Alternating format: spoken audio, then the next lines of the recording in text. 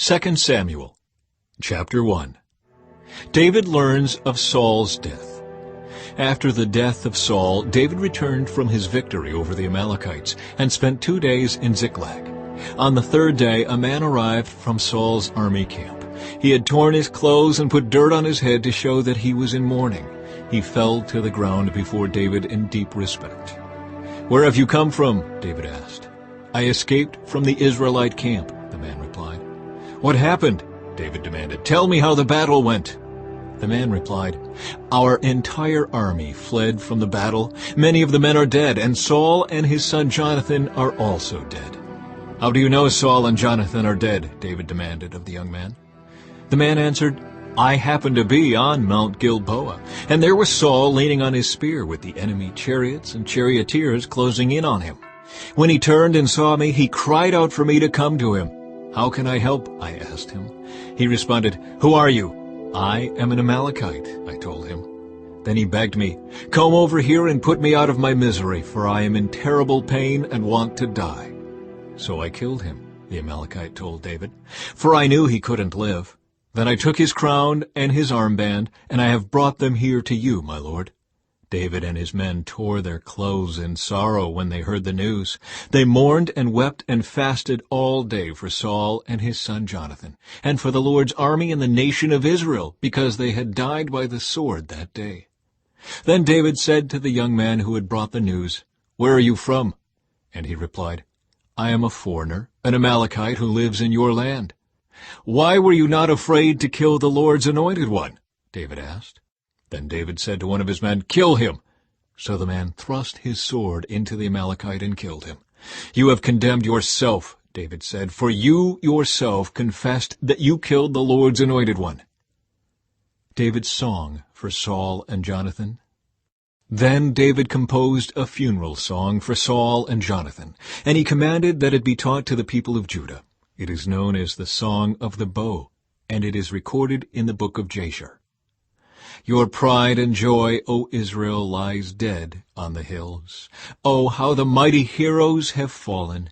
Don't announce the news in Gath. Don't proclaim it in the streets of Ashkelon, or the daughters of the Philistines will rejoice and the pagans will laugh in triumph. O mountains of Gilboa, let there be no dew or rain upon you, nor fruitful fields producing offerings of grain. For there the shield of the mighty heroes was defiled. The shield of Saul will no longer be anointed with oil. The bow of Jonathan was powerful, and the sword of Saul did its mighty work. They shed the blood of their enemies and pierced the bodies of mighty heroes. How beloved and gracious were Saul and Jonathan. They were together in life and in death. They were swifter than eagles, stronger than lions. O women of Israel, weep for Saul, for he dressed you in luxurious scarlet clothing, in garments decorated with gold. Oh, how the mighty heroes have fallen in battle.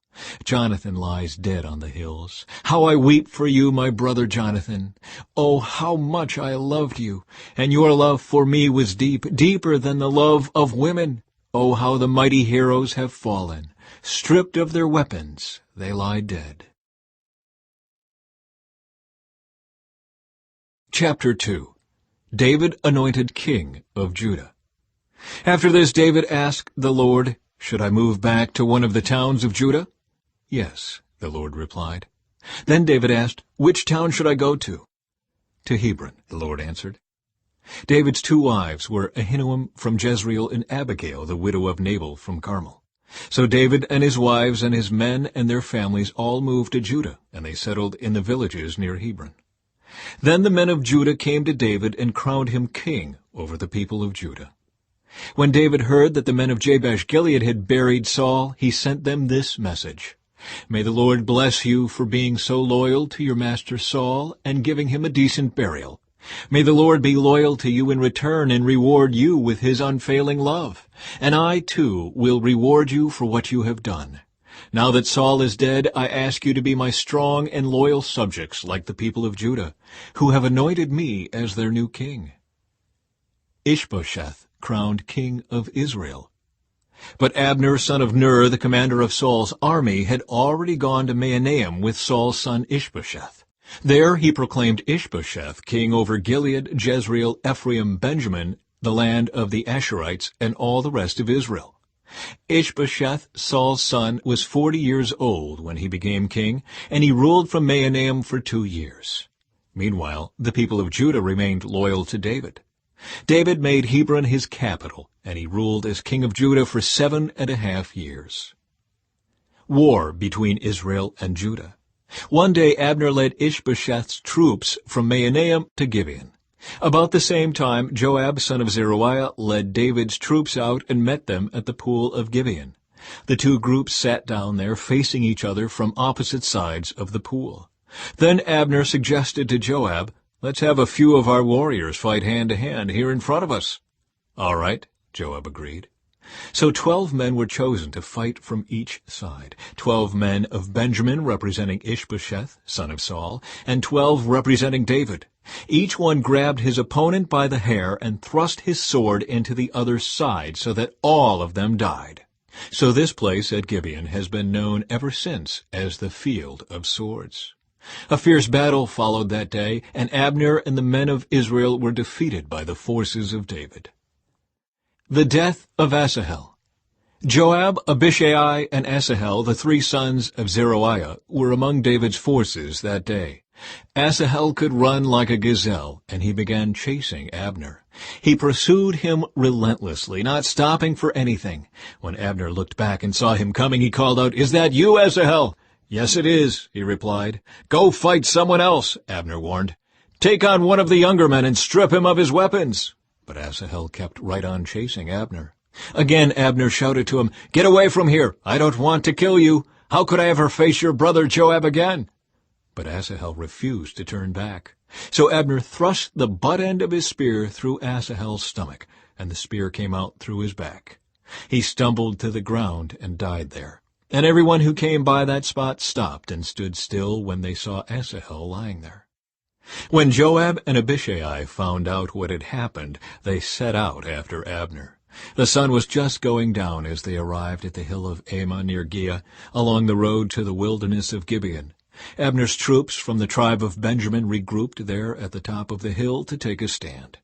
Abner shouted down to Joab, "Must we always be killing each other? Don't you realize that bitterness is the only result? When will you call off your men from chasing their Israelite brothers?" Then Joab said, "God only knows what would have happened if you hadn't spoken, for we would have chased you all night if necessary."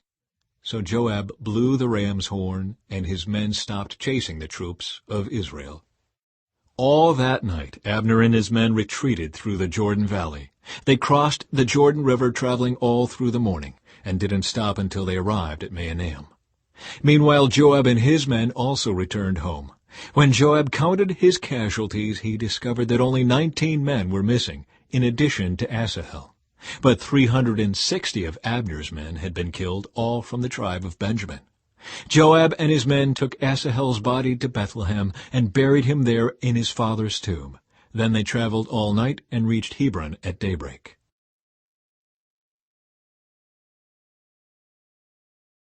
Chapter 3.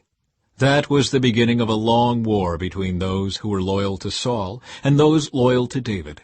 As time passed, David became stronger and stronger, while Saul's dynasty became weaker and weaker. David's sons born in Hebron. These are the sons who were born to David in Hebron. The oldest was Amnon, whose mother was Ahinoam from Jezreel. The second was Daniel, whose mother was Abigail, the widow of Nabal from Carmel. The third was Absalom, whose mother was Maacah, the daughter of Talmai, king of Geshur.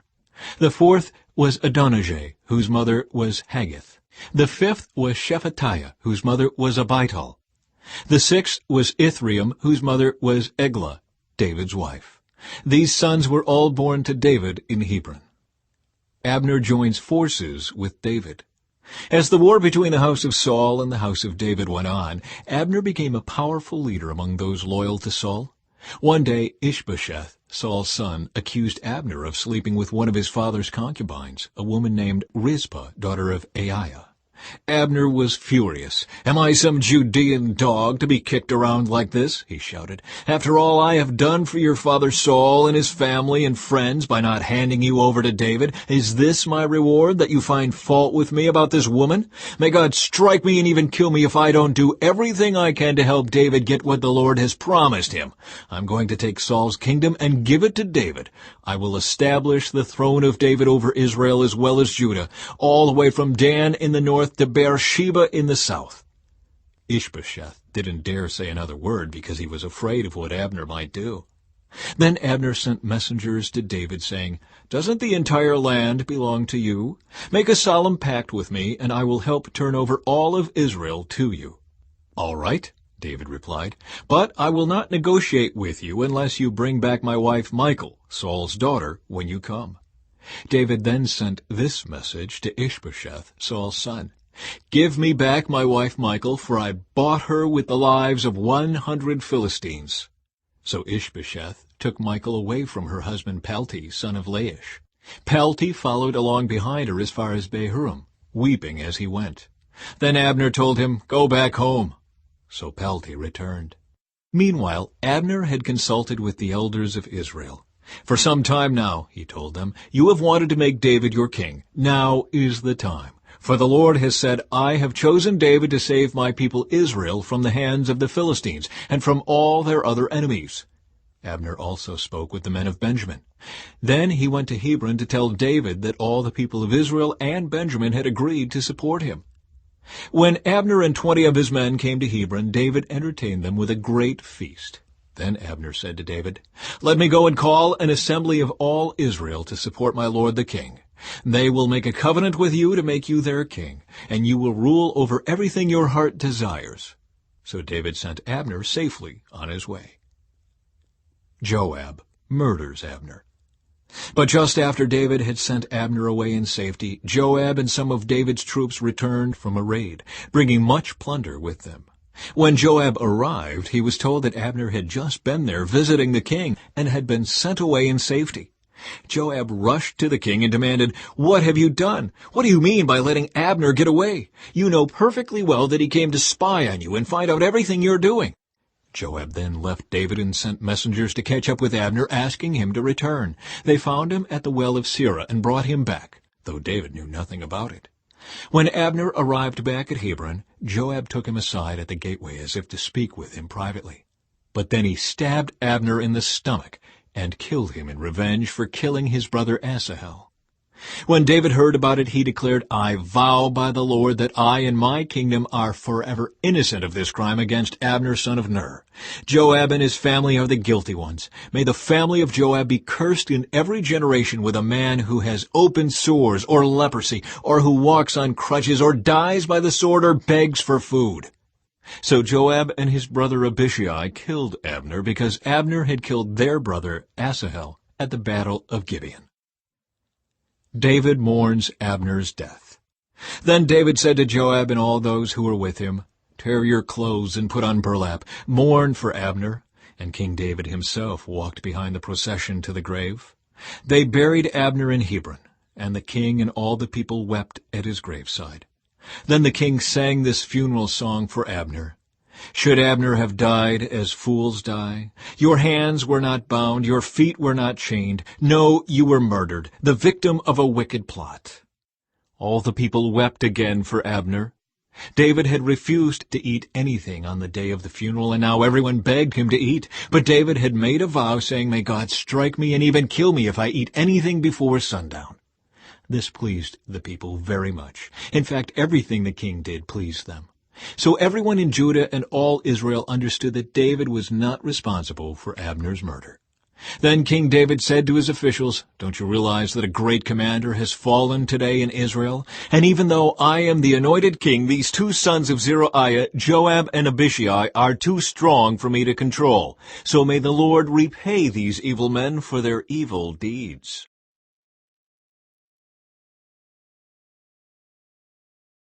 Chapter 4. The Murder of Ishbosheth. When Ishbosheth, Saul's son, heard about Abner's death at Hebron, he lost all courage, and all Israel became paralyzed with fear.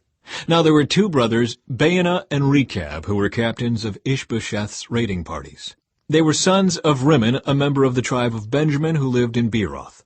The town of Beeroth is now part of Benjamin's territory because the original people of Beeroth fled to Gittaim, where they still live as foreigners. Saul's son Jonathan had a son named Mephibosheth, who was crippled as a child. He was 5 years old when the report came from Jezreel that Saul and Jonathan had been killed in battle. When the child's nurse heard the news, she picked him up and fled. But as she hurried away, she dropped him, and he became crippled. One day, Rechab and Baanah, the sons of Rimmon from Beeroth, went to Ishbosheth's house around noon as he was taking his midday rest. The doorkeeper, who had been sifting wheat, became drowsy and fell asleep. So Rechab and Baanah slipped past her. They went into the house and found Ishbosheth sleeping on his bed. They struck and killed him and cut off his head. Then, taking his head with them, they fled across the Jordan Valley through the night. When they arrived at Hebron, they presented Ishbosheth's head to David. "Look," they exclaimed to the king, "here is the head of Ishbosheth, the son of your enemy Saul, who tried to kill you. Today the Lord has given my lord the king revenge on Saul and his entire family." But David said to Rechab and Baanah, "The Lord who saves me from all my enemies is my witness. Someone once told me Saul is dead, thinking he was bringing me good news, but I seized him and killed him at Ziklag. That's the reward I gave him for his news. How much more should I reward evil men who have killed an innocent man in his own house and on his own bed? Shouldn't I hold you responsible for his blood and rid the earth of you?" So David ordered his young men to kill them, and they did. They cut off their hands and feet and hung their bodies beside the pool in Hebron. Then they took Ishbosheth's head and buried it in Abner's tomb in Hebron. Chapter 5. David becomes king of all Israel. Then all the tribes of Israel went to David at Hebron and told him, "We are your own flesh and blood. In the past, when Saul was our king, you were the one who really led the forces of Israel. And the Lord told you, 'You will be the shepherd of my people Israel. You will be Israel's leader.'" So there at Hebron, King David made a covenant before the Lord with all the elders of Israel, and they anointed him king of Israel. David was 30 years old when he began to reign, and he reigned 40 years in all. He had reigned over Judah from Hebron for 7 years and 6 months, and from Jerusalem he reigned over all Israel and Judah for 33 years. David captures Jerusalem. David then led his men to Jerusalem to fight against the Jebusites, the original inhabitants of the land who were living there. The Jebusites taunted David, saying, "You'll never get in here. Even the blind and lame could keep you out." For the Jebusites thought they were safe. But David captured the fortress of Zion, which is now called the City of David. On the day of the attack, David said to his troops, "I hate those lame and blind Jebusites. Whoever attacks them should strike by going into the city through the water tunnel." That is the origin of the saying, "The blind and the lame may not enter the house." So David made the fortress his home, and he called it the City of David. He extended the city, starting at the supporting terraces and working inward. And David became more and more powerful, because the Lord God of heaven's armies was with him. Then King Hiram of Tyre sent messengers to David, along with cedar timber and carpenters and stonemasons, and they built David a palace. And David realized that the Lord had confirmed him as king over Israel, and had blessed his kingdom for the sake of his people Israel. After moving from Hebron to Jerusalem, David married more concubines and wives, and they had more sons and daughters. These are the names of David's sons who were born in Jerusalem: Shemua, Shobab, Nathan, Solomon, Ibhar, Elishua, Nepheg, Japhiah, Elishama, Eliada, and Eliphalet. David conquers the Philistines. When the Philistines heard that David had been anointed king of Israel, they mobilized all their forces to capture him. But David was told they were coming, so he went into the stronghold. The Philistines arrived and spread out across the valley of Rephaim. So David asked the Lord, "Should I go out to fight the Philistines? Will you hand them over to me?" The Lord replied to David, "Yes, go ahead. I will certainly hand them over to you." So David went to Baal Perazim and defeated the Philistines there. "The Lord did it," David exclaimed. "He burst through my enemies like a raging flood. So he named that place Baal-Perazim, which means the Lord who burst through. The Philistines had abandoned their idols there, so David and his men confiscated them. But after a while the Philistines returned and again spread out across the valley of Rephaim. And again David asked the Lord what to do. "Do not attack them straight on," the Lord replied. "Instead, circle around behind and attack them near the poplar trees. When you hear a sound like marching feet in the tops of the poplar trees, be on the alert. That will be the signal that the Lord is moving ahead of you to strike down the Philistine army." So David did what the Lord commanded, and he struck down the Philistines all the way from Gibeon to Gezer. Chapter 6. Moving the Ark to Jerusalem. Then David again gathered all the elite troops in Israel, 30,000 in all. He led them to Baalah of Judah to bring back the Ark of God, which bears the name of the Lord of heaven's armies, who is enthroned between the cherubim. They placed the Ark of God on a new cart and brought it from Abinadab's house, which was on a hill. Uzzah and Ahio, Abinadab's sons, were guiding the cart as it left the house, carrying the Ark of God. Ahio walked in front of the Ark. David and all the people of Israel were celebrating before the Lord, singing songs and playing all kinds of musical instruments, lyres, harps, tambourines, castanets, and cymbals. But when they arrived at the threshing floor of Nacon, the oxen stumbled, and Uzzah reached out his hand and steadied the Ark of God. Then the Lord's anger was aroused against Uzzah, and God struck him dead because of this. So Uzzah died right there beside the Ark of God. David was angry because the Lord's anger had burst out against Uzzah. He named that place Perez Uzzah, which means to burst out against Uzzah, as it is still called today. David was now afraid of the Lord, and he asked, "How can I ever bring the Ark of the Lord back into my care?" So David decided not to move the Ark of the Lord into the city of David. Instead, he took it to the house of Obed-Edom of Gath. The Ark of the Lord remained there in Obed-Edom's house for 3 months, and the Lord blessed Obed-Edom and his entire household. Then King David was told, "The Lord has blessed Obed-Edom's household and everything he has because of the Ark of God." So David went there and brought the Ark of God from the house of Obed-Edom to the city of David with a great celebration. After the men who were carrying the Ark of the Lord had gone 6 steps, David sacrificed a bull and a fattened calf. And David danced before the Lord with all his might, wearing a priestly garment. So David and all the people of Israel brought up the Ark of the Lord with shouts of joy and the blowing of ram's horns. Michal's contempt for David. But as the Ark of the Lord entered the city of David, Michal, the daughter of Saul, looked down from her window. When she saw King David leaping and dancing before the Lord, she was filled with contempt for him. They brought the Ark of the Lord and set it in its place inside the special tent David had prepared for it. And David sacrificed burnt offerings and peace offerings to the Lord. When he had finished his sacrifices, David blessed the people in the name of the Lord of heaven's armies. Then he gave to every Israelite man and woman in the crowd a loaf of bread, a cake of dates, and a cake of raisins. Then all the people returned to their homes. When David returned home to bless his own family, Michal, the daughter of Saul, came out to meet him. She said in disgust, "How distinguished the king of Israel looked today, shamelessly exposing himself to the servant girls like any vulgar person might do." David retorted to Michal, "I was dancing before the Lord, who chose me above your father and all his family. He appointed me as the leader of Israel, the people of the Lord, so I celebrate before the Lord. Yes, and I am willing to look even more foolish than this, even to be humiliated in my own eyes. But those servant girls you mentioned will indeed think I am distinguished." So Michal, the daughter of Saul, remained childless throughout her entire life. Chapter 7. The Lord's Covenant Promise to David. When King David was settled in his palace and the Lord had given him rest from all the surrounding enemies, the king summoned Nathan the prophet. "Look," David said, "I am living in a beautiful cedar palace, but the Ark of God is out there in a tent." Nathan replied to the king, "Go ahead and do whatever you have in mind, for the Lord is with you." But that same night the Lord said to Nathan, "Go and tell my servant David, this is what the Lord has declared. Are you the one to build a house for me to live in?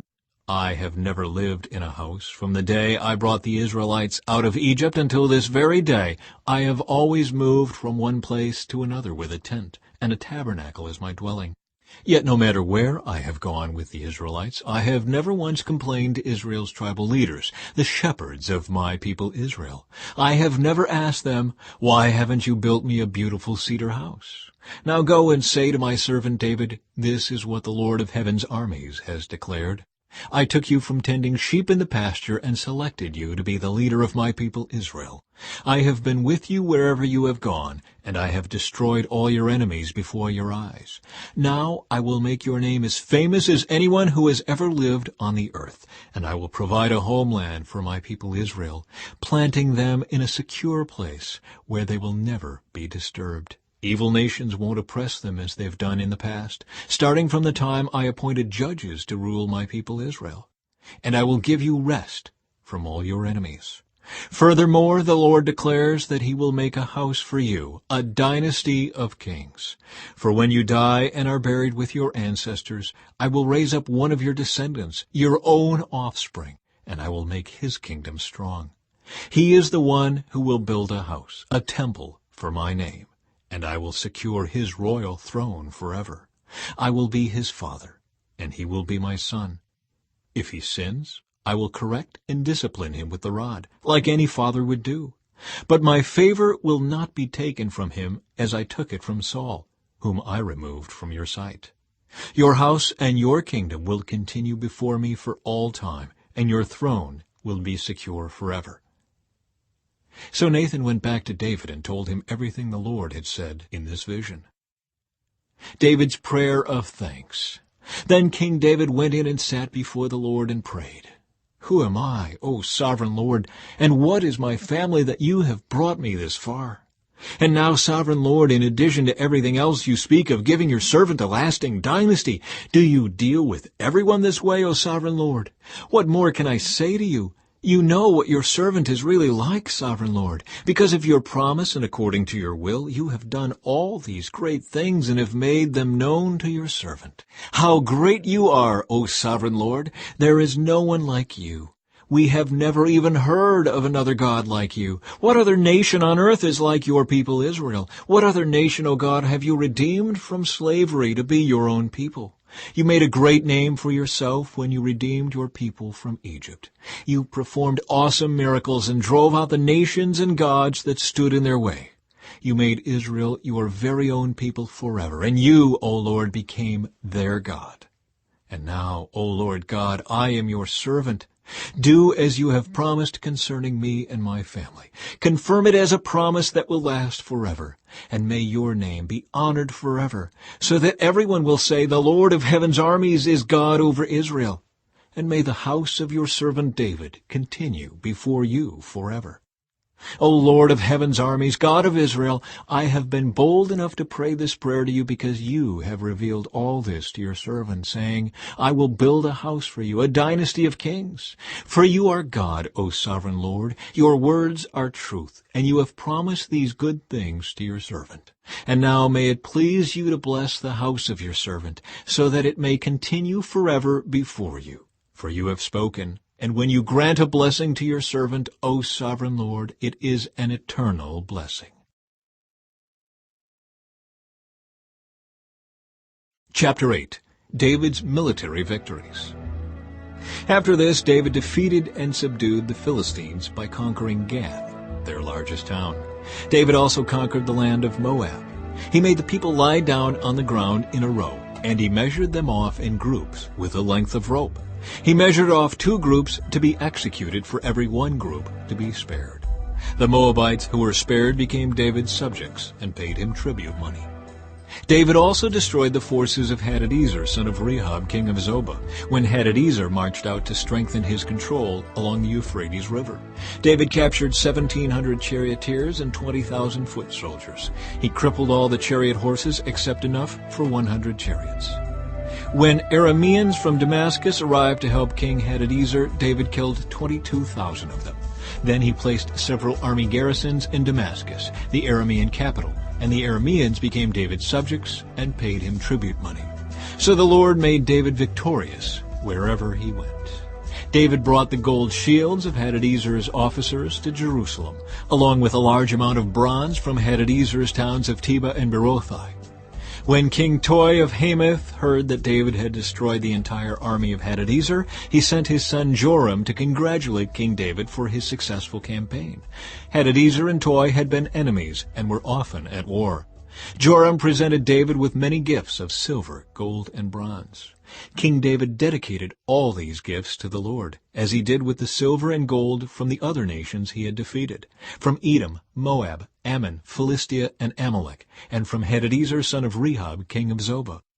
So David became very famous. After his return, he destroyed 18,000 Edomites in the Valley of Salt. He placed army garrisons throughout Edom, and all the Edomites became David's subjects. In fact, the Lord made David victorious wherever he went. So David reigned over all Israel and did what was just and right for all his people. Joab son of Zeruiah was commander of the army. Jehoshaphat son of Ahilud was the royal historian. Zadok son of Ahitub and Ahimelech son of Abiathar were the priests. Seraiah was the court secretary. Benaiah son of Jehoiada was captain of the king's bodyguard. And David's sons served as priestly leaders. Chapter 9. David's kindness to Mephibosheth.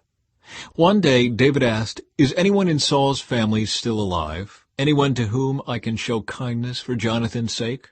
He summoned a man named Ziba, who had been one of Saul's servants. "Are you Ziba?" the king asked. "Yes, sir, I am," Ziba replied. The king then asked him, "Is anyone still alive from Saul's family? If so, I want to show God's kindness to them." Ziba replied, "Yes, one of Jonathan's sons is still alive. He is crippled in both feet." "Where is he?" the king asked. "In Lodebar," Ziba told him, "at the home of Machir, son of Ammiel." So David sent for him and brought him from Machir's home. His name was Mephibosheth. He was Jonathan's son and Saul's grandson. When he came to David, he bowed low to the ground in deep respect. David said, "Greetings, Mephibosheth." Mephibosheth replied, "I am your servant." "Don't be afraid," David said. "I intend to show kindness to you because of my promise to your father Jonathan. I will give you all the property that once belonged to your grandfather Saul, and you will eat here with me at the king's table." Mephibosheth bowed respectfully and exclaimed, "Who is your servant that you should show such kindness to a dead dog like me?"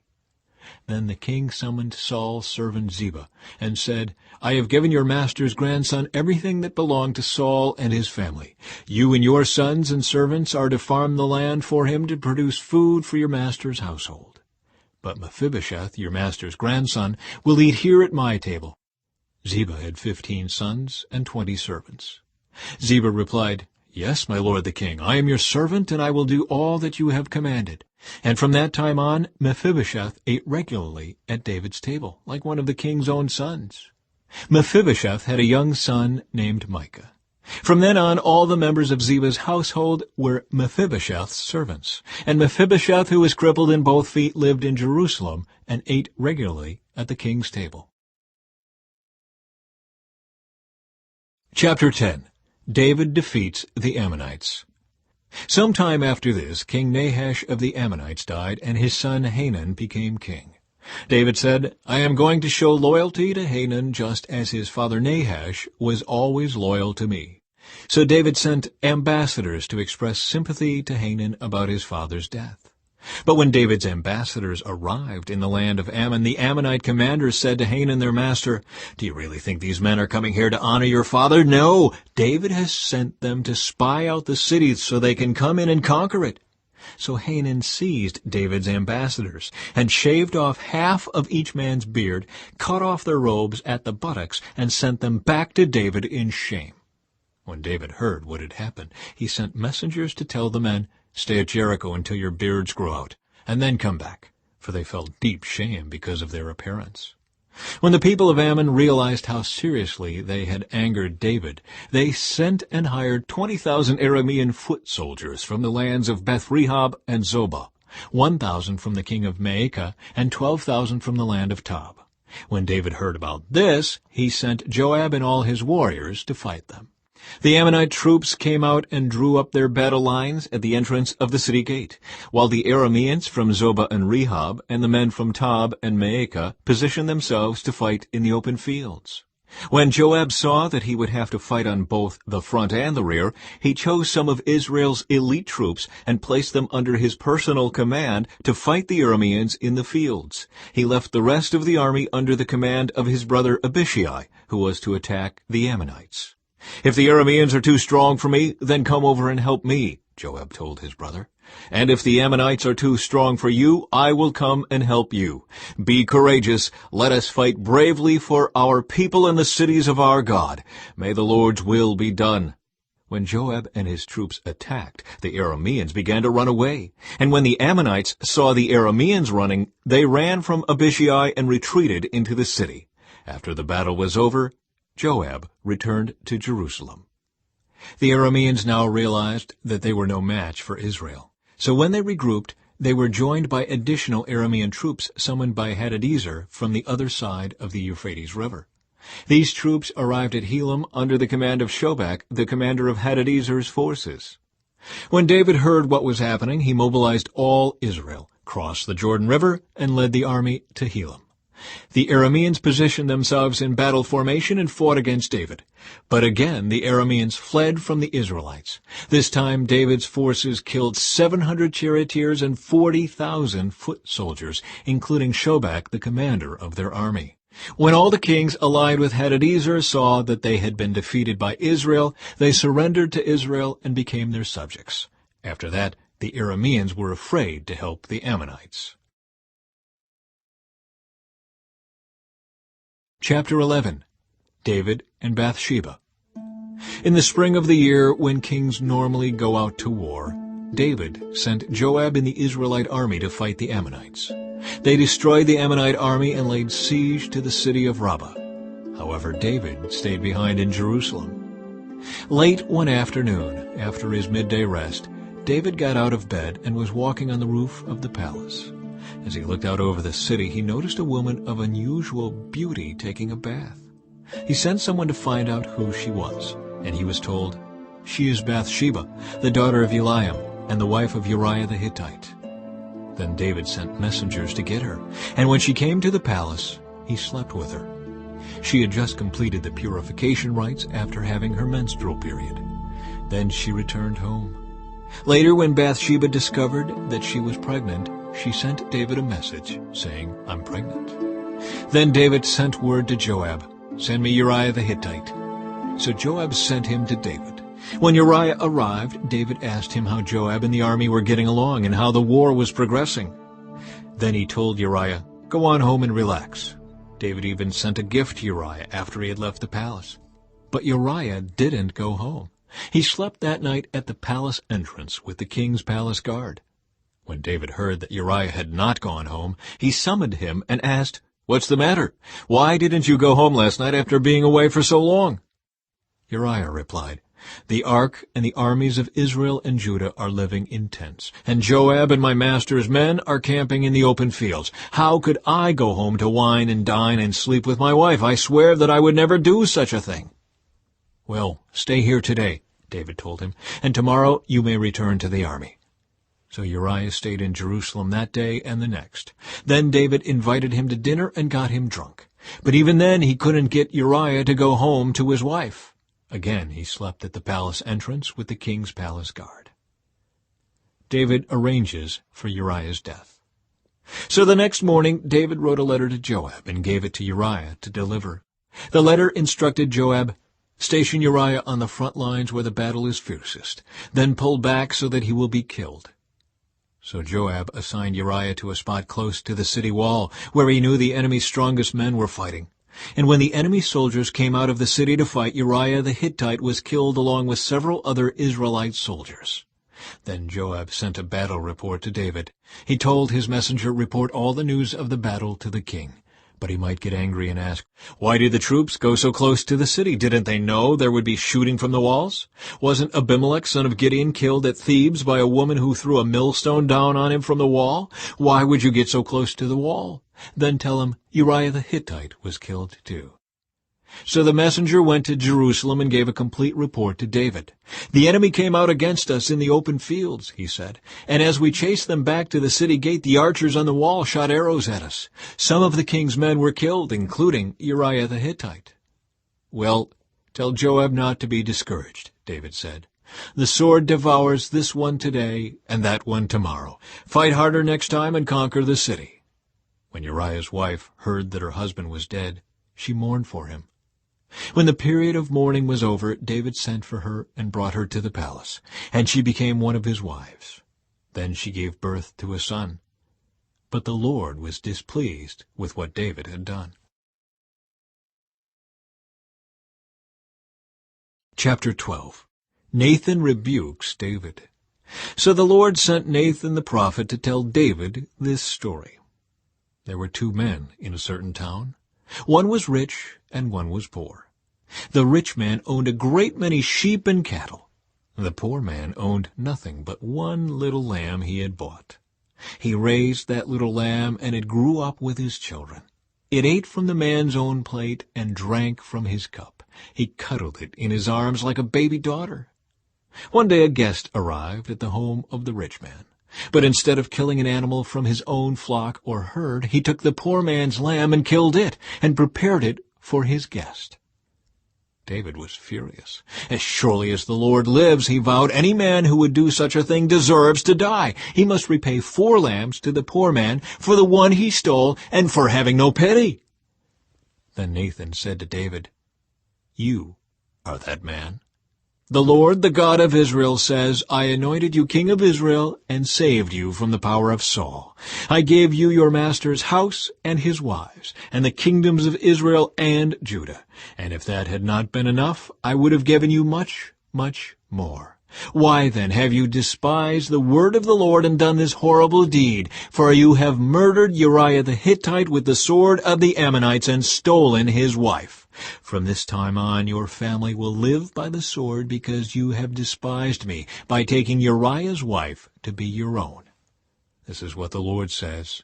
Because of what you have done, I will cause your own household to rebel against you. I will give your wives to another man before your very eyes, and he will go to bed with them in public view. You did it secretly, but I will make this happen to you openly in the sight of all Israel." David confesses his guilt. Then David confessed to Nathan, "I have sinned against the Lord." Nathan replied, "Yes, but the Lord has forgiven you, and you won't die for this sin. Nevertheless, because you have shown utter contempt for the Lord by doing this, your child will die." After Nathan returned to his home, the Lord sent a deadly illness to the child of David and Uriah's wife. David begged God to spare the child. He went without food and lay all night on the bare ground. The elders of his household pleaded with him to get up and eat with them, but he refused. Then, on the 7th day, the child died. David's advisers were afraid to tell him. He wouldn't listen to reason while the child was ill. They said, "What drastic thing will he do when we tell him the child is dead?" When David saw them whispering, he realized what had happened. "Is the child dead?" he asked. "Yes," they replied, "he is dead." Then David got up from the ground, washed himself, put on lotions, and changed his clothes. He went to the tabernacle and worshipped the Lord. After that he returned to the palace and was served food and ate. His advisers were amazed. "We don't understand you," they told him. "While the child was still living, you wept and refused to eat, but now that the child is dead, you have stopped your mourning and are eating again."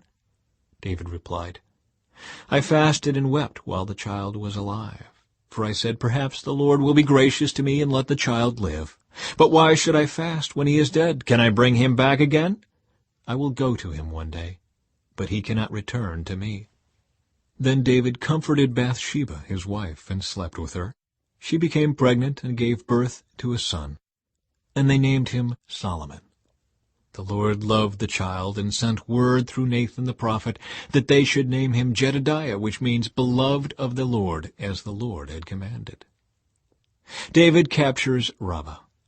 Meanwhile, Joab was fighting against Rabbah, the capital of Ammon, and he captured the royal fortifications. Joab sent messengers to tell David, "I have fought against Rabbah and captured its water supply."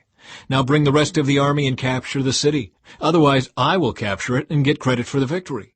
So David gathered the rest of the army and went to Rabbah, and he fought against it and captured it.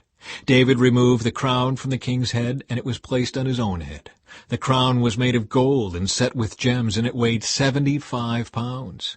David took a vast amount of plunder from the city. He also made slaves of the people of Rabbah and forced them to labor with saws, iron picks, and iron axes, and to work in the brick kilns. That is how he dealt with the people of all the Ammonite towns. Then David and all the army returned to Jerusalem.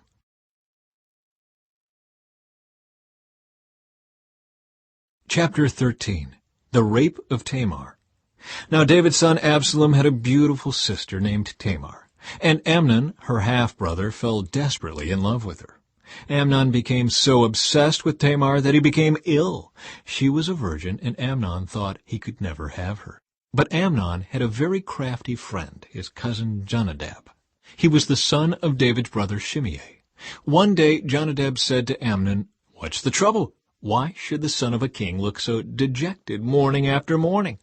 So Amnon told him, "I am in love with Tamar, my brother Absalom's sister." "Well," Jonadab said, "I'll tell you what to do. Go back to bed and pretend you are ill. When your father comes to see you, ask him to let Tamar come and prepare some food for you. Tell him you'll feel better if she prepares it as you watch and feeds you with her own hands." So Amnon lay down and pretended to be sick. And when the king came to see him, Amnon asked him, "Please let my sister Tamar come and cook my favorite dish as I watch. Then I can eat it from her own hands."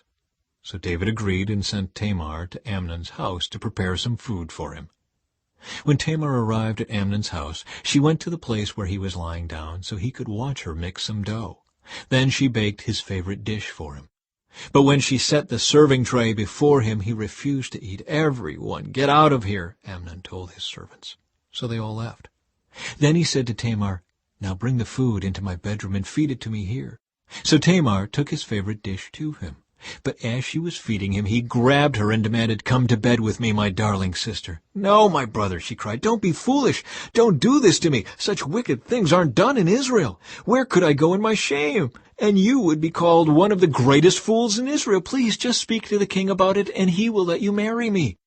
But Amnon wouldn't listen to her, and since he was stronger than she was, he raped her. Then suddenly Amnon's love turned to hate, and he hated her even more than he had loved her. "Get out of here," he snarled at her. "No, no," Tamar cried. "Sending me away now is worse than what you've already done to me."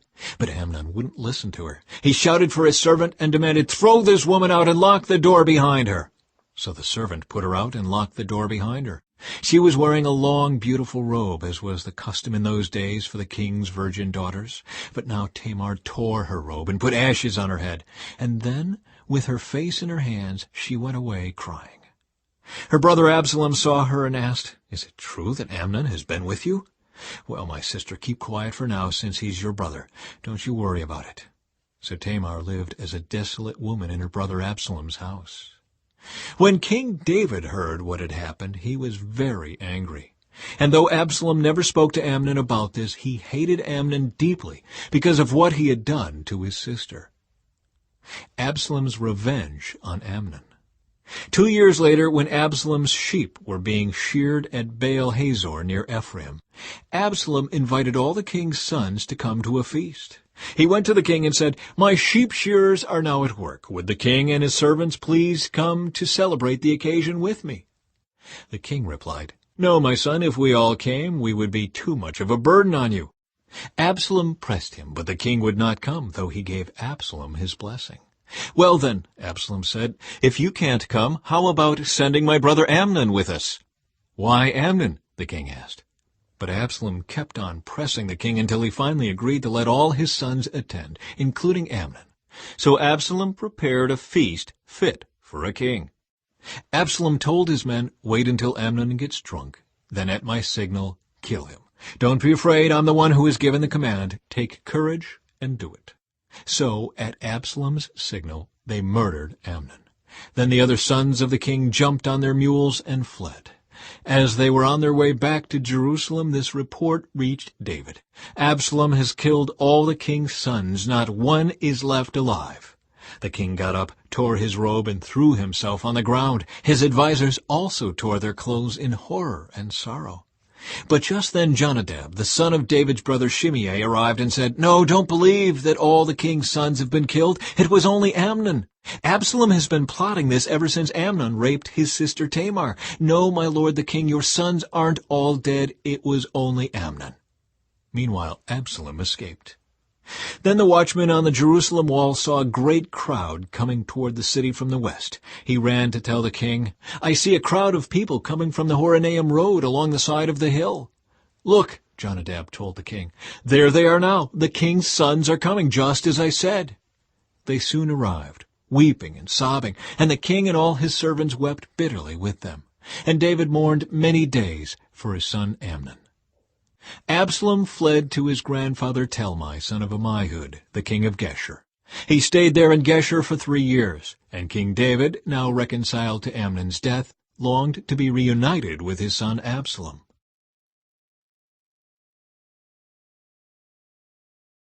Chapter 14. Joab arranges for Absalom's return. Joab realized how much the king longed to see Absalom. So he sent for a woman from Tekoa who had a reputation for great wisdom.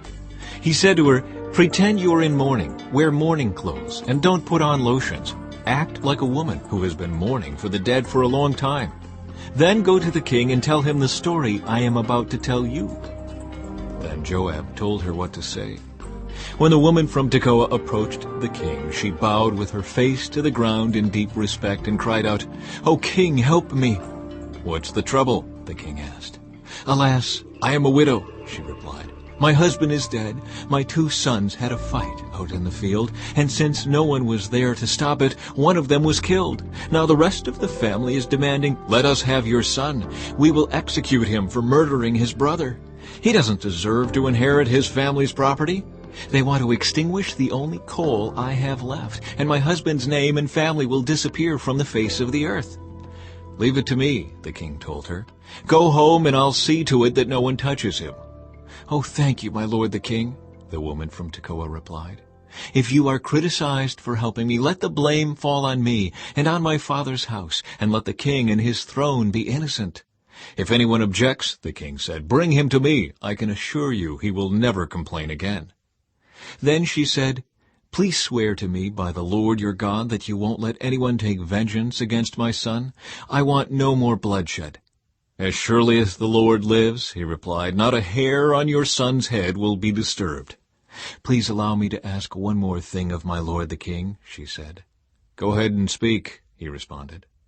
She replied, "Why don't you do as much for the people of God as you have promised to do for me?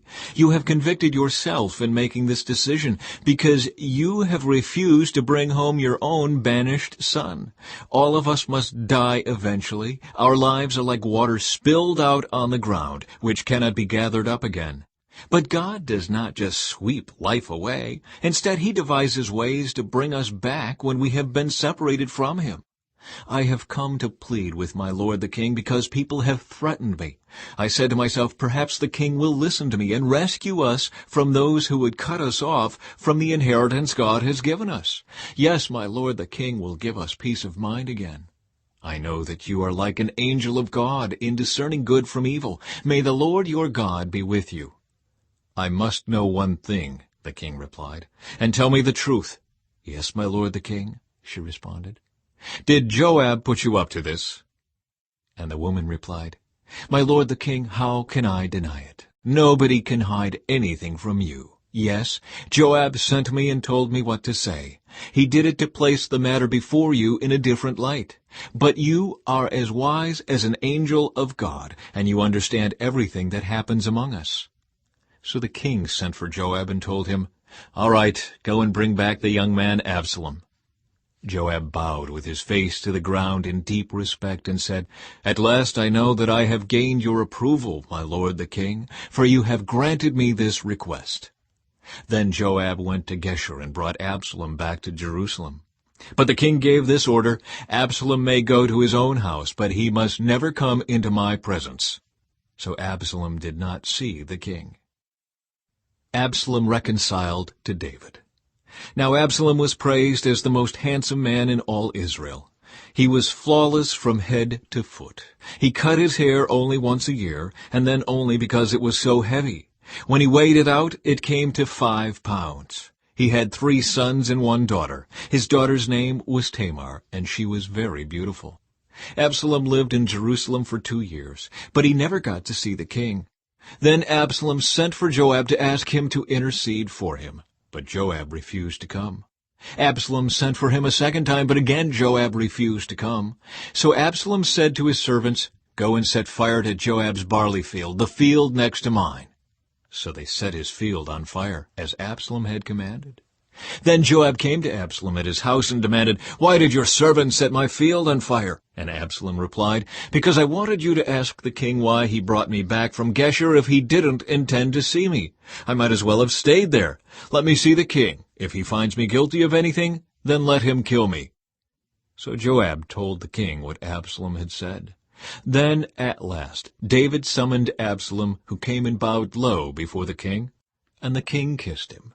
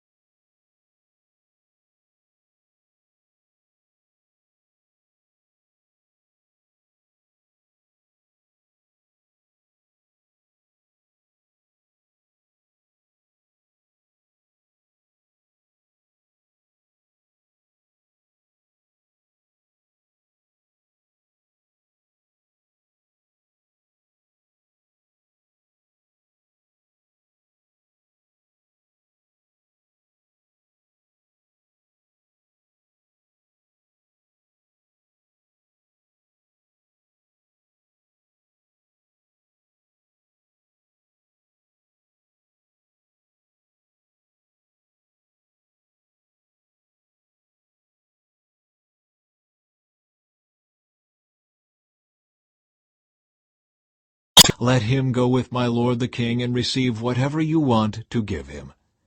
"Good," the king agreed. "Kimham will go with me, and I will help him in any way you would like, and I will do for you anything you want." So all the people crossed the Jordan with the king. After David had blessed Barzillai and kissed him, Barzillai returned to his own home. The king then crossed over to Gilgal, taking Kimham with him. All the troops of Judah and half the troops of Israel escorted the king on his way. An argument over the king. But all the men of Israel complained to the king, "The men of Judah stole the king and didn't give us the honor of helping take you, your household, and all your men across the Jordan." The men of Judah replied, "The king is one of our own kinsmen. Why should this make you angry? We haven't eaten any of the king's food or received any special favors." "But there are 10 tribes in Israel," the others replied. "So we have 10 times as much right to the king as you do. What right do you have to treat us with such contempt? Weren't we the first to speak of bringing him back to be our king again?" The argument continued back and forth, and the men of Judah spoke even more harshly than the men of Israel. Chapter 20. The Revolt of Sheba. There happened to be a troublemaker there named Sheba, son of Bichri, a man from the tribe of Benjamin. Sheba blew a ram's horn and began to chant, "Down with the dynasty of David! We have no interest in the son of Jesse. Come on, you men of Israel, back to your homes!" So all the men of Israel deserted David and followed Sheba, son of Bichri. But the men of Judah stayed with their king and escorted him from the Jordan River to Jerusalem.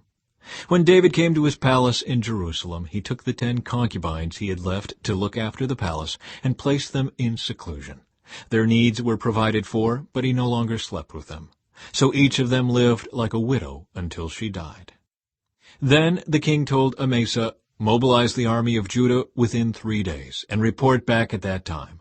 So Amasa went out to notify Judah, but it took him longer than the time he had been given. Then David said to Abishai, "Sheba, son of Bichri, is going to hurt us more than Absalom did. Quick, take my troops and chase after him before he gets into a fortified town where we can't reach him." So Abishai and Joab, together with the king's bodyguard and all the mighty warriors, set out from Jerusalem to go after Sheba. As they arrived at the great stone in Gibeon, Amasa met them. Joab was wearing his military tunic with a dagger strapped to his belt. As he stepped forward to greet Amasa, he slipped the dagger from its sheath. "How are you, my cousin?" Joab said, and took him by the beard with his right hand as though to kiss him. Amasa didn't notice the dagger in his left hand, and Joab stabbed him in the stomach with it so that his insides gushed out onto the ground. Joab did not need to strike again, and Amasa soon died. Joab and his brother Abishai left him lying there and continued after Sheba. One of Joab's young men shouted to Amasa's troops, "If you are for Joab and David, come and follow Joab." But Amasa lay in his blood in the middle of the road, and Joab's man saw that everyone was stopping to stare at him. So he pulled him off the road into a field and threw a cloak over him. With Amasa's body out of the way, everyone went on with Joab to capture Sheba, son of Bichri. Meanwhile, Sheba traveled through all the tribes of Israel and eventually came to the town of Abel-Beth-Maacah. All the members of his own clan, the Bichrites, assembled for battle and followed him into the town. When Joab's forces arrived, they attacked Abel-Beth-Maacah. They built a siege ramp against the town's fortifications and began battering down the wall. But a wise woman in the town called out to Joab, "Listen to me, Joab. Come over here so I can talk to you." As he approached, the woman asked, "Are you Joab?" "I am," he replied. So she said, "Listen carefully to your servant." "I'm listening," he said. Then she continued, "There used to be a saying, if you want to settle an argument, ask advice at the town of Abel. I am one who is peace-loving and faithful in Israel, but you are destroying an important town in Israel. Why do you want to devour what belongs to the Lord?" And Joab replied, "Believe me, I don't want to devour or destroy your town. That's not my purpose. All I want is a man named Sheba, son of Bichri, from the hill country of Ephraim, who has revolted against King David. If you hand over this one man to me, I will leave the town in peace." "All right," the woman replied. "We will throw his head over the wall to you." Then the woman went to all the people with her wise advice, and they cut off Sheba's head and threw it out to Joab. So he blew the ram's horn and called his troops back from the attack. They all returned to their homes, and Joab returned to the king at Jerusalem. Now Joab was the commander of the army of Israel. Benaiah, son of Jehoiada, was captain of the king's bodyguard. Adoniram was in charge of the labor force. Jehoshaphat, son of Ahilud, was the royal historian. Sheva was the court secretary. Zadok and Abiathar were the priests. And Ira, a descendant of Jair, was David's personal priest. Chapter 21. David avenges the Gibeonites. There was a famine during David's reign that lasted for 3 years. So David asked the Lord about it. And the Lord said, "The famine has come because Saul and his family are guilty of murdering the Gibeonites." So the king summoned the Gibeonites. They were not part of Israel, but were all that was left of the nation of the Amorites. The people of Israel had sworn not to kill them, but Saul, in his zeal for Israel and Judah, had tried to wipe them out. David asked them, "What can I do for you? How can I make amends so that you will bless the Lord's people again?" "Well, money can't settle this matter between us and the family of Saul," the Gibeonites replied. "Neither can we demand the life of anyone in Israel." "What can I do then?" David asked. "Just tell me, and I will do it for you." Then they replied, "It was Saul who planned to destroy us, to keep us from having any place at all in the territory of Israel. So let 7 of Saul's sons be handed over to us, and we will execute them before the Lord at Gibeon on the mountain of the Lord." "All right," the king said. "I will do it." The king spared Jonathan's son Mephibosheth, who was Saul's grandson, because of the oath David and Jonathan had sworn before the Lord. But he gave them Saul's 2 sons, Armoni and Mephibosheth, whose mother was Rizpah, daughter of Aiah. He also gave them the 5 sons of Saul's daughter Merab, the wife of Adriel, son of Barzillai, from Maholah. The men of Gibeon executed them on the mountain before the Lord. So all 7 of them died together at the beginning of the barley harvest. Then Rizpah, daughter of Aiah, the mother of 2 of the men, spread burlap on a rock and stayed there the entire harvest season. She prevented the scavenger birds from tearing at their bodies during the day, and stopped wild animals from eating them at night.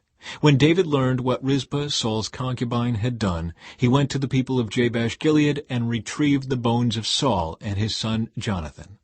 When the Philistines had killed Saul and Jonathan on Mount Gilboa, the people of Jabesh-Gilead stole their bodies from the public square of Bethshan, where the Philistines had hung them. So David obtained the bones of Saul and Jonathan, as well as the bones of the men the Gibeonites had executed.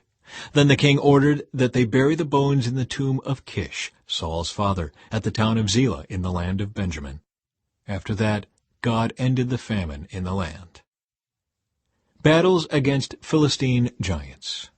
Once again the Philistines were at war with Israel, and when David and his men were in the thick of battle, David became weak and exhausted. Ishbi-Benob was a descendant of the giants. His bronze spearhead weighed more than 7 pounds, and he was armed with a new sword. He had cornered David and was about to kill him. But Abishai, son of Zeruiah, came to David's rescue and killed the Philistine. Then David's men declared, "You are not going out to battle with us again. Why risk snuffing out the light of Israel?" After this, there was another battle against the Philistines at Gob. As they fought, Sibbecai from Husha killed Saph, another descendant of the giants. During another battle at Gob, Elhanan, son of Jair from Bethlehem, killed the brother of Goliath of Gath. The handle of his spear was as thick as a weaver's beam. In another battle with the Philistines at Gath, they encountered a huge man with 6 fingers on each hand and 6 toes on each foot, 24 in all, who was also a descendant of the giants. But when he defied and taunted Israel, he was killed by Jonathan, the son of David's brother Shimei. These 4 Philistines were descendants of the giants of Gath, but David and his warriors killed them. Chapter 22. David's Song of Praise. David sang this song to the Lord on the day the Lord rescued him from all his enemies and from Saul. He sang, "The Lord is my rock, my fortress and my Savior. My God is my rock in whom I find protection. He is my shield, the power that saves me, and my place of safety. He is my refuge, my Savior, the one who saves me from violence. I called on the Lord who is worthy of praise, and he saved me from my enemies. The waves of death overwhelmed me. Floods of destruction swept over me. The grave wrapped its ropes around me. Death laid a trap in my path. But in my distress I cried out to the Lord. Yes, I cried to my God for help. He heard me from his sanctuary. My cry reached his ears. Then the earth quaked and trembled. The foundations of the heavens shook. They quaked because of his anger. Smoke poured from his nostrils. Fierce flames leaped from his mouth. Glowing coals blazed forth from him. He opened the heavens and came down. Dark storm clouds were beneath his feet. Mounted on a mighty angelic being, he flew, soaring on the wings of the wind. He shrouded himself in darkness, veiling his approach with dense rain clouds. A great brightness shone around him, and burning coals blazed forth. The Lord thundered from heaven. The voice of the Most High resounded. He shot arrows and scattered his enemies. His lightning flashed, and they were confused. Then, at the command of the Lord, at the blast of his breath, the bottom of the sea could be seen, and the foundations of the earth were laid bare. He reached down from heaven and rescued me. He drew me out of deep waters. He rescued me from my powerful enemies, from those who hated me and were too strong for me. They attacked me at a moment when I was in distress, but the Lord supported me. He led me to a place of safety. He rescued me because he delights in me. The Lord rewarded me for doing right. He restored me because of my innocence. For I have kept the ways of the Lord. I have not turned from my God to follow evil. I have followed all his regulations. I have never abandoned his decrees. I am blameless before God. I have kept myself from sin. The Lord rewarded me for doing right. He has seen my innocence. To the faithful you show yourself faithful. To those with integrity you show integrity. To the pure you show yourself pure.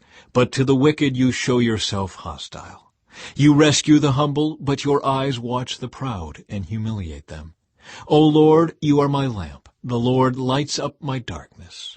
In your strength I can crush an army. With my God I can scale any wall.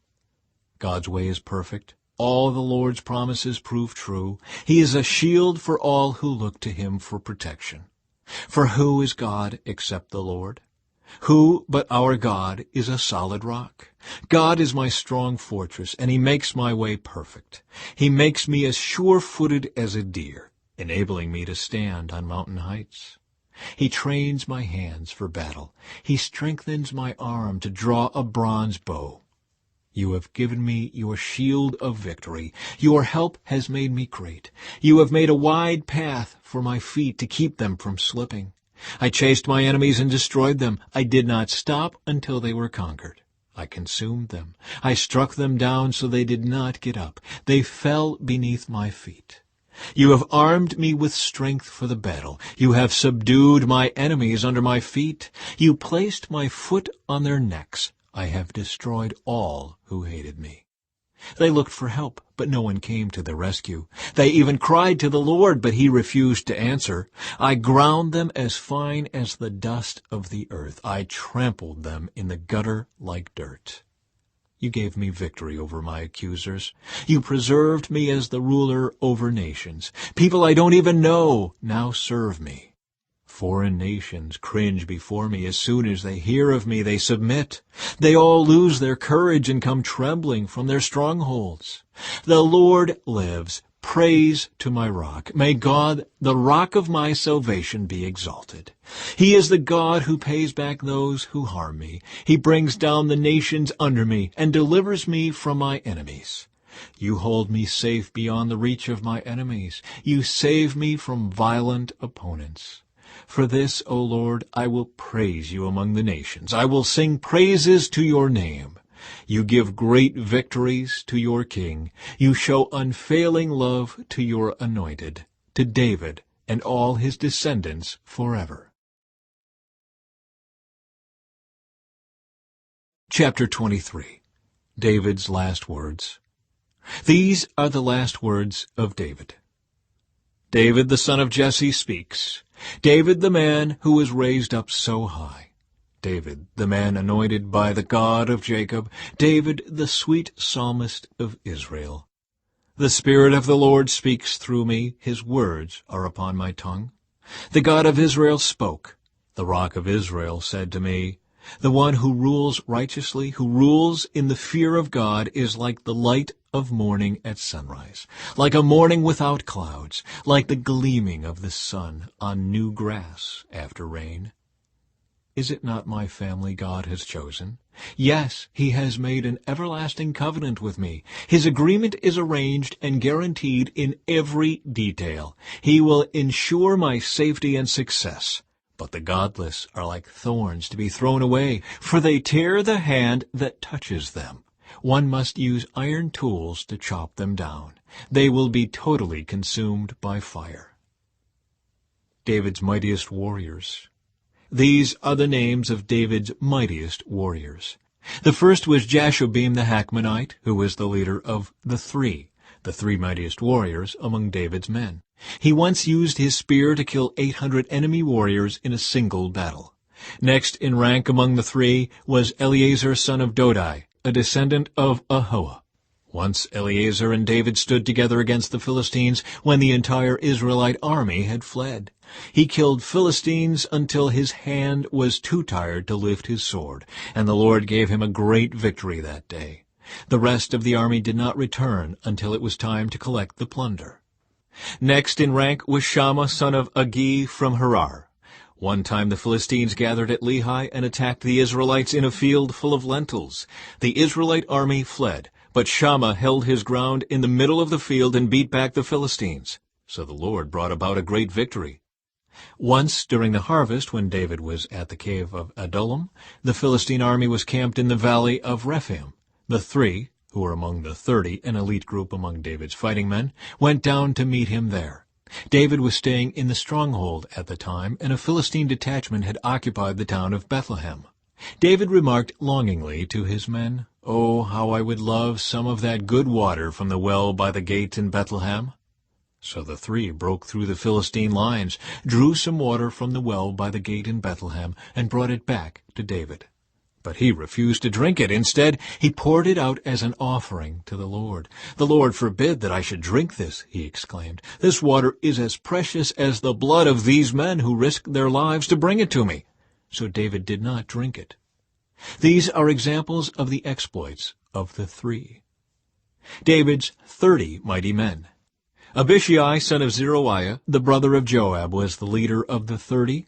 He once used his spear to kill 300 enemy warriors in a single battle. It was by such feats that he became as famous as the three. Abishai was the most famous of the 30 and was their commander, though he was not one of the three. There was also Benaiah, son of Jehoiada, a valiant warrior from Kabzeel. He did many heroic deeds, which included killing 2 champions of Moab. Another time, on a snowy day, he chased a lion down into a pit and killed it. Once, armed only with a club, he killed a great Egyptian warrior who was armed with a spear. Benaiah wrenched the spear from the Egyptian's hand and killed him with it. Deeds like these made Benaiah as famous as the 3 mightiest warriors. He was more honored than the other members of the 30, though he was not one of the 3. And David made him captain of his bodyguard. Other members of the 30 included Asahel, Joab's brother, Elhanan, son of Dodo, from Bethlehem, Shammah from Herod, Elika from Herod, Helez from Pelon, Ira, son of Ikesh, from Tekoa, Abiezer from Anathoth, Sibbecai from Husha, Zalmon from Ahoah, Maharai from Netophah, Heled, son of Baanah, from Netophah, Ithai, son of Ribai, from Gibeah in the land of Benjamin, Benaiah from Pirathon, Hurai from Nael-Gaash, Abi-Alban from Arabah, Asmaveth from Bahurim, Eliabah from Shaalban, the sons of Jashan, Jonathan, son of Shagi, from Harar, Ahiam, son of Shear, from Harar, Eliphalet, son of Ahasbai, from Maacah, Eliam, son of Ahithophel, from Gilo, Hezro, from Carmel, Pearai, from Arba, Igal, son of Nathan, from Zobah, Bani from Gad, Zelek from Ammon, Naharai from Beeroth, Joab's armor-bearer, Ira from Jatir, Gareb from Jatir, Uriah the Hittite. There were 37 in all.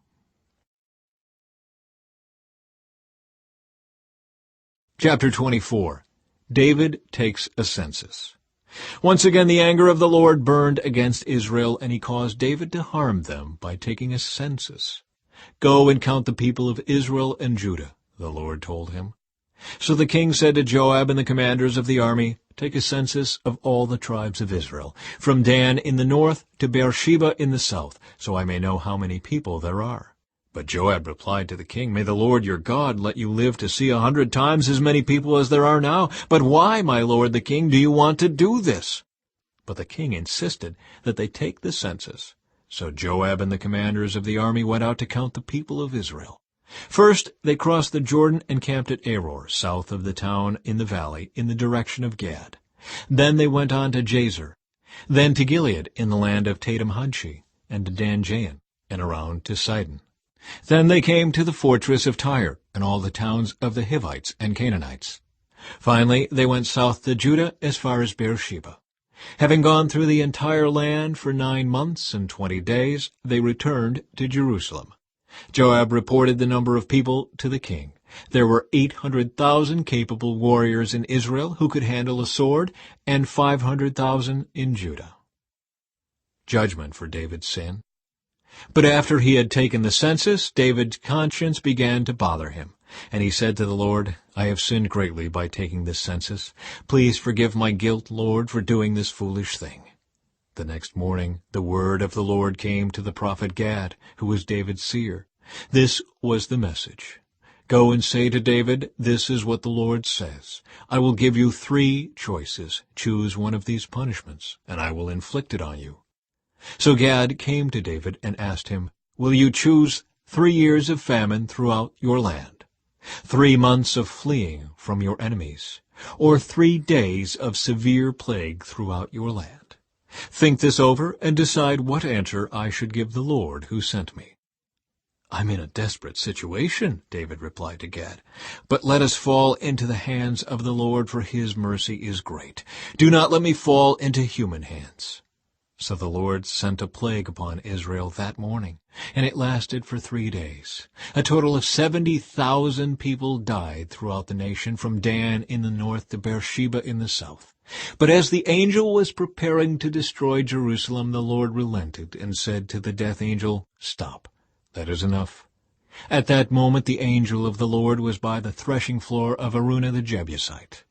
When David saw the angel, he said to the Lord, "I am the one who has sinned and done wrong, but these people are as innocent as sheep. What have they done? Let your anger fall against me and my family." David builds an altar.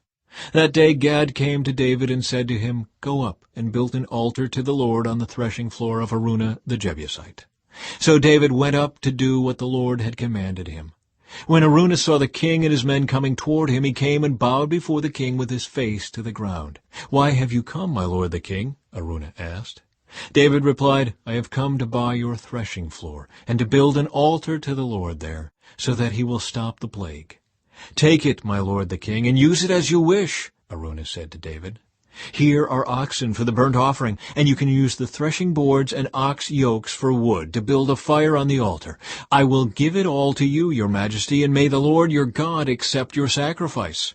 But the king replied to Araunah, "No, I insist on buying it, for I will not present burnt offerings to the Lord my God that have cost me nothing." So David paid him 50 pieces of silver for the threshing floor and the oxen. David built an altar there to the Lord and sacrificed burnt offerings and peace offerings. And the Lord answered his prayer for the land, and the plague on Israel was stopped.